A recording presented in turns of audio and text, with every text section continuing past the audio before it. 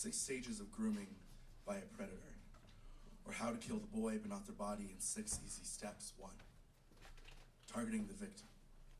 Age 6, seek out someone who catches your eye, though I'm unsure how I managed to catch yours while never looking into it. A lonely boy who spent recess in isolation, only aiding your fascination when hiding behind the trees, the furthest away from the rest of the kids, so different from the rest of the kids. Why me over the rest of the kids? Maybe because I was never around them, or maybe because your dad was never around you, maybe because I was always around you, sent out to the hall with you to work on homework. You know, I almost failed that class. You, like the grade that I was in, were my first, but you wouldn't be my last. 2, gaining the victim's trust. Age 8, trust. You know, trust is a funny concept. When you walk down the street, you trust every person walking past not to choose you as their next target. When you go to sleep, you trust your sheets to leave you unstrangled, unhung, not something to be wrung out the next morning. When you walk into a washroom, you trust the stranger's feet on either side not to enter your private space, not to put hands on fresh folds, squeeze your face, invade the place between your lips, not even a decade old, but ask any one of the dead boys. Trust is almost always both accessory and weapon of choice. 3, filling a need. Age 10, question your pet. Find out which orders go down smoothly and which will take work. I've always been both eager learner and easily conflicted. Find out what I want in exchange for my childhood. I needed a friend. You needed a victim. So I guess in that way, we were perfect for each other.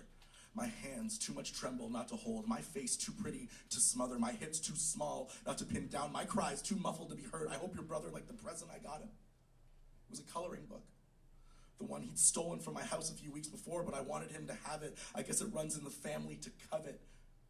How does my innocence taste now that you've got it? 4, isolating the child. Age 11.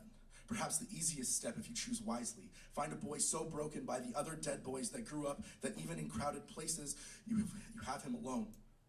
Make sure both you and he are a long way from home. Campgrounds are rife with sexual tension and summer flings, and I guess sunken 11-year-old eyes scream for both those things. If I'm being honest, I didn't see it. And I have to say it's more than a little ironic that you're the reason I see a counselor. 5, sexualizing the relationship. Age 13. It took 2 more years and his decision to leave for me to return to that forbidden forest filled with darkness and monsters. The camp and I had a lot in common, but I didn't know that that kind of abuse was so commonplace in those kinds of places. It was like the campground gates had been salivating for me. It was like even when I left, they were still waiting. 6, maintaining control. 15, 12, 10, 9, and 7 years later, you all maintain control. Being taken 5 times by 5 men took 5 lives, 5 more. That I was born with 5 hands, that I was formed with the other 5 deformed, with bloody talons, callous feet, bulging eyes. My 6 and 8 and 10 and 11 and 13-year-old bodies bastardized by the boy at school, the man in the bathroom, the boy at the party, the man at camp. I should have left camp, the other man at camp, each tugging at my shirt, damp with a decade of tears chewed through by abuse, and how easily I was groomed, and all it took was 6 steps.